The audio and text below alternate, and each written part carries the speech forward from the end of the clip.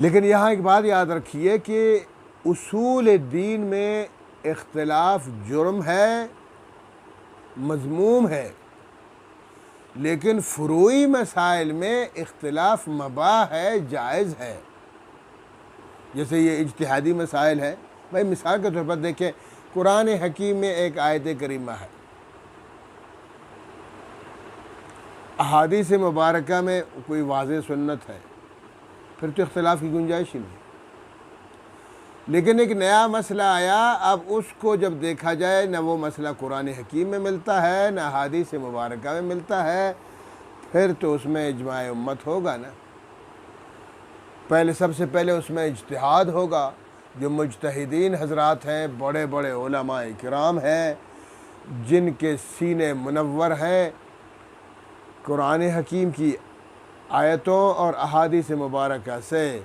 اور علم اللہ رب العالمین نے ان کو دیا ہے، مجتہد کے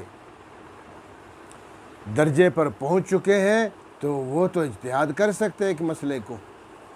تو ایسے مجتہدین کے لیے فرمایا، باقاعدہ بخاری شریف کی حدیث ہے کہ جب کوئی مجتہد اجتہاد کرتا ہے اور مسئلے کو اخذ کرتا ہے، مسئلے کو نکالتا ہے، اب ظاہری بات ہے کہ ایک مجتہد نے مسئلہ کسی اور طرح سے اخذ کر لیا ہے، دوسرے مجتہد نے دوسری طرح سے اخذ کر لیا ہے، تو دونوں کے بارے میں اللہ رب العالمین کے رسول حضرت محمد صلی اللہ علیہ وسلم نے فرمایا کہ جس نے اجتہاد کیا اور وہ ٹھیک تھا اللہ کے نزدیک، اللہ اس کو دوہرا ثواب دے گا، اور جس نے اجتہاد کیا مجتہد نے لیکن اس کا اجتہاد ثواب نہیں تھا، درست نہیں تھا، غلط طریقہ پر تھا، تو اللہ اس کو پھر بھی ثواب اکھرا عطا فرمائیں گے، وہ دوہرا ثواب ملے گا اس کو، اور اس کو اکھرا ثواب ملے گا، ایک ثواب ملے گا۔ محنت تو کی ہے نا، قرآن و حدیث سے اخذ تو کر لیا ہے۔ تو لہٰذا جو مجتہدین کے اختلافات ہیں، ائمہ اربعہ کے اختلافات ہیں، جو جزوی طور پر جو مسائل جزوی مسائل ہیں، فروعی مسائل ہیں، ان میں جو اختلافات ہیں، ان اختلافات کو مد نظر نہ رکھا جائے، بلکہ یہ مباح ہے، جائز ہے۔ جیسے بلکہ